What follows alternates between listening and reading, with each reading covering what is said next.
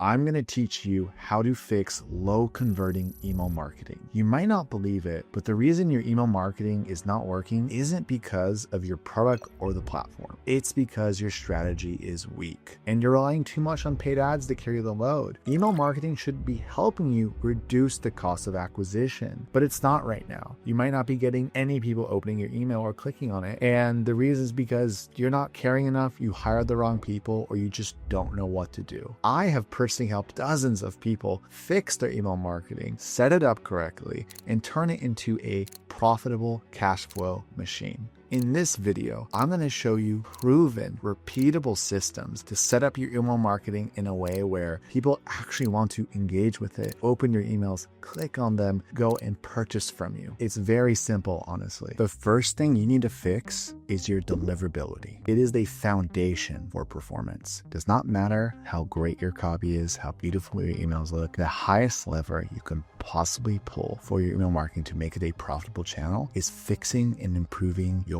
deliverability. If they're not landing in the inbox, they might as well not exist. None of this matters without deliverability. So let me show you a few things. All right, the first thing you need to do is set up a branded email sending domain. All you do is go to your Klaviyo account, go to your settings, under account, domains, add your domain. Okay, how do you set this up? You don't need to follow my directions to do this. I will add this link into the description. Set it up. Why are we doing this? Because a branded sending domain provides email deliverability and sender reputation. This is a foundational thing you have to set up actually in order to operate your email channel. So make sure you set up a branded sending domain. Next thing that's very important is only sending campaigns to engaged sending segments. In this example, this segment, which you can just screenshot so you can create, is a 90-day engaged segment. People who have opened their email at least once in the last 90 days, who have clicked in the last 90 days, and have ordered a product at least once in the last 90 days, these are the only people we're going to be sending to, right? And obviously, if they're part of the email list or not. If you don't have very good deliverability, just use a 30-day engage. We worked up from 30 to 60 to 90, but to be very honest with you guys, 30-day is fine. If we look at this campaign that we sent and we go to the open rates, it's 65%. So really healthy metrics all around using the 90-day engage segment. Don't mass blast your whole list. Okay, that's very key. On the other side, you have to be actively cleaning your unengaged people inside your email list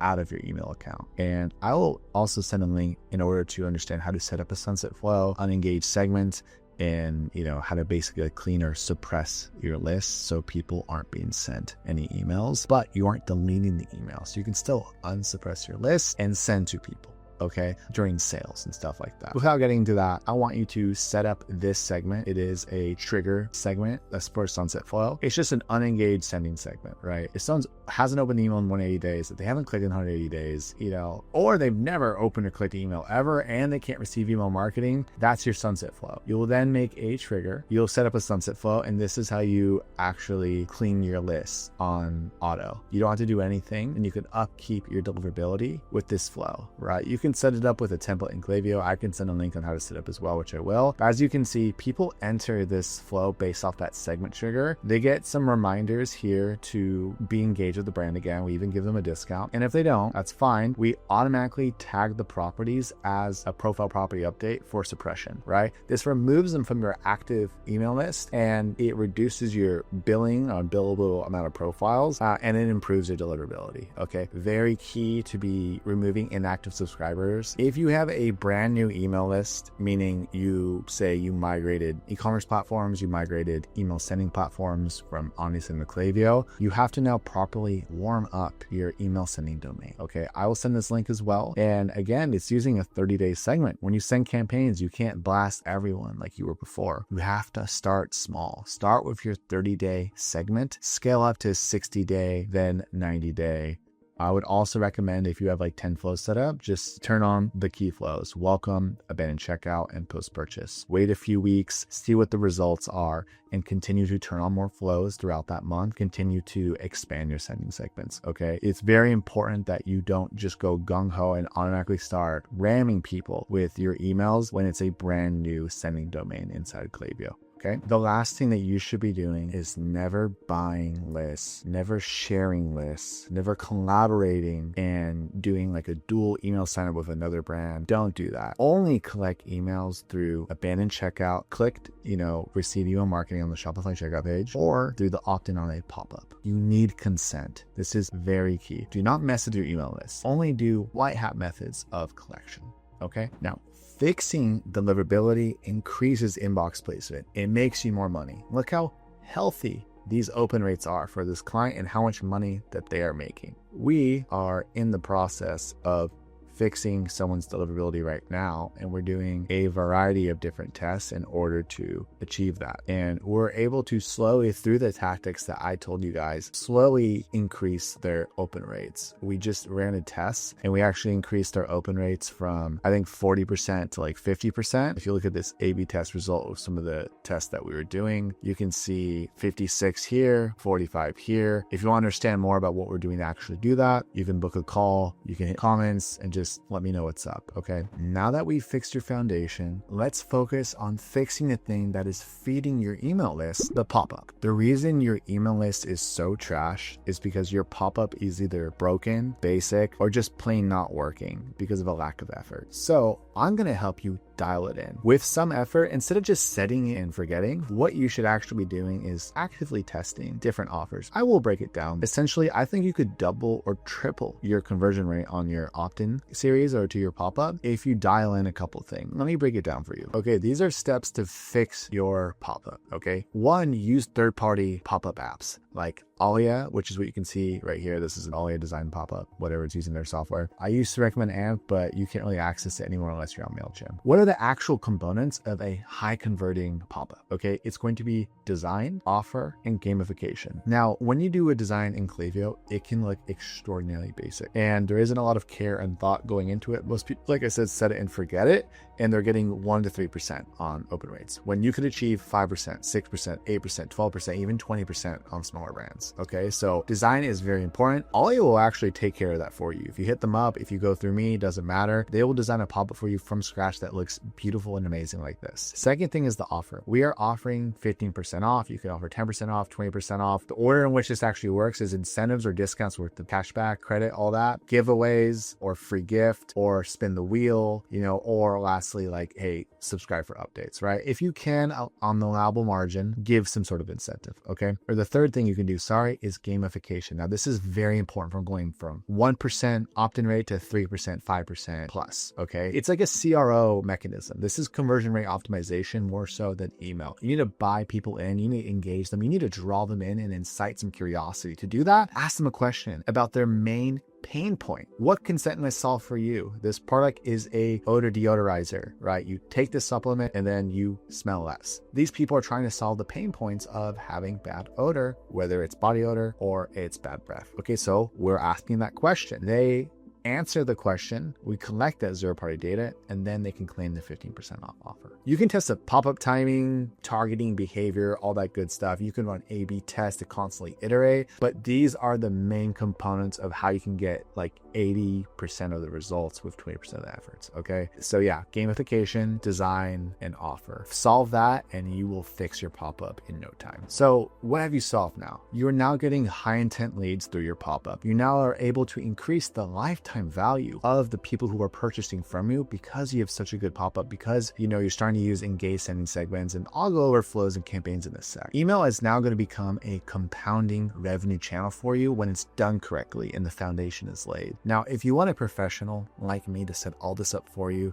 so you can truly set it and forget it, we are going to be very intent and focused on it. I can show you, the exact systems to grow e-commerce brands. If you're looking to build stronger retention into your email marketing strategy, I have done this many times for all different types of e-commerce brands, from the smallest brands to the biggest brands. I can do it for you too. If you want help applying this to your brand, book a call through the link in the description and you can work with me and my team at RevScale. I have no doubt in my mind that I can help you increase the living heck out of your email marketing performance. If you're ready to let it rip, let me know. By now you're getting better leads coming in, and the question is, what happens after they opt in? The key now is converting people through your flows. This is actually where the the biggest opportunity begins. Most brands honestly run generic flows and they wonder why their emails barely convert. And that's like handing out a sales flyer to someone who's already standing at your desk at checkout. It's like lazy, it's irrelevant, it just kills momentum. Weak flows, wasted leads. Low click rates, emails get deprioritized in inboxes. You're not matching your customer intent to your journey. Okay, so you need to rebuild your flows, map it to the customer journey correctly, and give each subscriber a clear path from curiosity to conversion. Think of it like guiding someone through a store. If they don't know where to go, they're just not going to buy. I'm going to need you to rebuild your core flows. Okay, starting with the welcome flow. I'm just going to go over the general goals. The goal is to nurture email subscribers into first-time buyers. Add social proof, add a founder story, highlight the materials or the ingredients,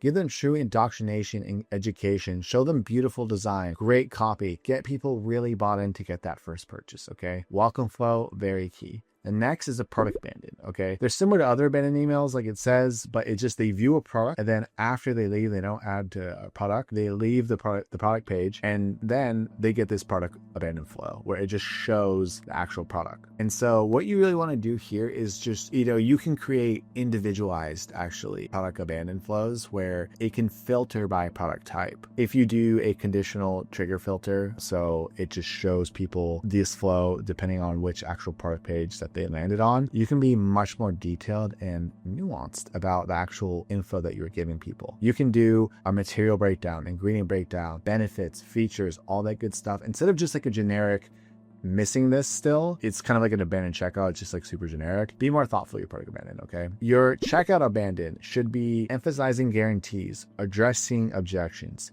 giving urgency. Okay, this flow aims to recover lost sales. It's one of the most important flows in the entire flow sequence. Okay, so get it right. Window shoppers flow. When selling, if you can see these profile filters, you can also do a segment trigger. I would recommend making a window shopper segment for people who have never placed an order with you, who have checked out. This is the window shopper flow. It's a segment you can create and then just do a flow triggered by if someone enters this segment, view product, added to cart, checked out, they're done. You can do 60 days, you can do 15 days. They've done it multiple times, but they've never placed an order. That's a window shopper flow. You will nudge them to purchase and try it for the first time. You do heavy social proof, some guarantees, an incentive, add some bundles in a second email if you'd like. Bada bing, bada boom. This is an amazing middle funnel flow. You need a post-purchase flow. First time versus recurring, indoctrinate, ease buying remorse, explain why you guys are the best, PRs, mission statement, mottos, all that good stuff, right? Then you'll start to lightly upsell and cross-sell if you'd like. Cross-sell flow is also very important. If someone bought your bestseller, you should be cross-selling anything that's under your average AOV. Accessories, single-use packets, stuff like that. Cross-sell, need a cross-sell, okay? It's part of the post-purchase series. You're gonna get people to purchase within that 45 days by actively cross-selling people effectively. Also an upsell, whether it's a replenishment series, hey, you need to order, again, it's been, a couple weeks, you just ordered our supplement, or just any type of upsell where it could be upselling bundles, upselling to premium. You need to be getting people to buy into the higher tiers of your products. Ask them how they've been enjoying it, explain the benefits in this replenishment flow case with repeated use. Upsell could be a replenishment flow just to like kind of re-up, or it can also be upselling those more expensive or premium products. It's very important to rebuild these core flows and do them effectively to engage and show properly the types of content that people actually want to see depending on that customer journey. Next thing I want you to follow is the rule of threes. 33% open rate, 3% click rate, 3% conversion rate. These are baseline targets. It's going to be dependent on the different types of flows, but this just can give you a barometer for how effective or ineffective your flows are that you created. Let's be real here. You really have to intimately understand your brand and what the customer journey is from a visual perspective too. If you're an apparel brand, obviously it should be much more visual. If you are a supplement brand, you should be talking about the ingredients much more. You should do a founder letter detailing the pain and emotional storytelling involved in, creating the product or using the product. Flow should be 20% of your email revenue, and there's no excuses. Okay, at the very least, if you split it between flows and campaigns, it should be maybe like 50% flows, 50% campaigns. But overall, okay, your flow and campaign, your email revenue channel should be at least 20%. Flows are a core part of that. Okay, great flows build customer retention. They consistently turn buyers and browsers into repeat customers. Okay, but flows alone aren't enough. Okay, if you want to drive predictable revenue for for your channel, you need to be sending campaigns consistently, and the campaigns need to be really good, okay? Anybody can send campaigns, okay? If you don't test your campaigns though, and you just like kind of rely on guessing and just send something haphazardly every week, your audience is tuning out, okay? And that's not an opinion. It's just what happens, and it's backed by data. When people see the emails, they see that there's no effort, when it just doesn't match what they actually want to see or hear. It's the same format, the same offers over and over again. I mean, like, when was the last time you opened a brand email and actually looked forward to what it said, okay? Because with our clients that we work with, people love our emails, okay? And I'm going to show you examples. Okay, this is one of our clients who are our most successful. And the reason is because the emails are genuinely exciting. We're talking about onion juice, right? I'm talking about Romanian grandmothers and gypsies. I'm exciting people. I'm talking about some studies that raw onion juice actually showed hair regrowth. It's a wild study result. I'm leading these people on. I'm entertaining them. I'm showing things that they've never really heard or seen before with these like esoteric scientific studies, and moving it back into an ingredient highlight, moving that back into the product, and why, you know, it should be like so exciting and interesting is like, you know, it's just an interesting like fact. You probably aren't doing this with your brand, if I'm being honest, right? I know for a fact you aren't. You have to really constantly change up the formats. You can do high design, you can do low design like this. Fact of the matter is, every brand has a specific type of campaign type that works really well. With this specific client, what works well is emotional storytelling, is using a combination of conspiratorial propaganda, old wives' tale methods and solutions, like talking about holistic health in the good old days, and just genuine humor, okay? But this doesn't have to be something that you actually guess. I want you to be tagging your campaigns. This is how you can track performance. All you do is go to campaigns, check mark there, add a tag. If I do emotional storytelling, I just create a new tag, okay? We did this with one of our clients who had a product where people weren't really aware how it actually solved the problem as a metal pill case brand. So we started highlighting the products, we started highlighting the problem, we started doing some more emotional storytelling in the About Us, and we are using the RPR, revenue per recipient, across campaign types for measuring, and we saw that those were the highest performant out of all of them. So you can see down here, us first then, UGC, reviews, none of these work. If you're already validated and it's a very like highly commoditized product, people don't really understand it. They do care about like reviews and differentiation, but they don't really even understand what the product does. You gotta really explain it and break it down for them, right? It's really important to test all different types, like campaign types, right? And you can like screenshot this if you'd like, but you know, we have thrown up all different types of campaign types. It could be to build AOV or increase AOV, increase LTV. It can be, you know, collect UGC,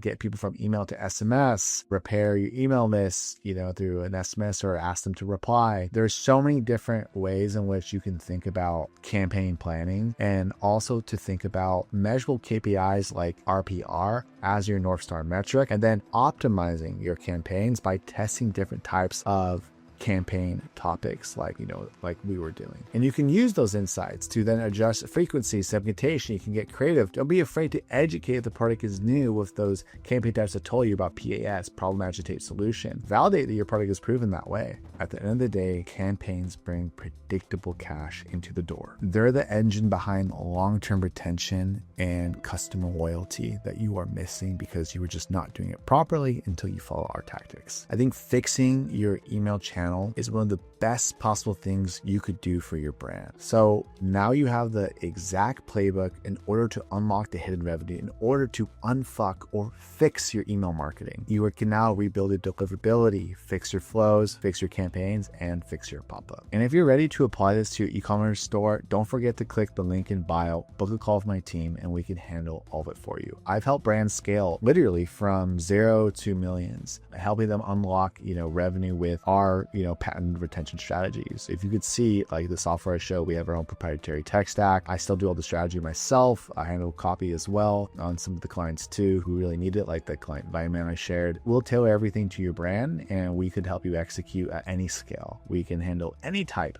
of complex deliverability issues, custom, you know, coding, integrations, all that good stuff. So thank you so much for watching.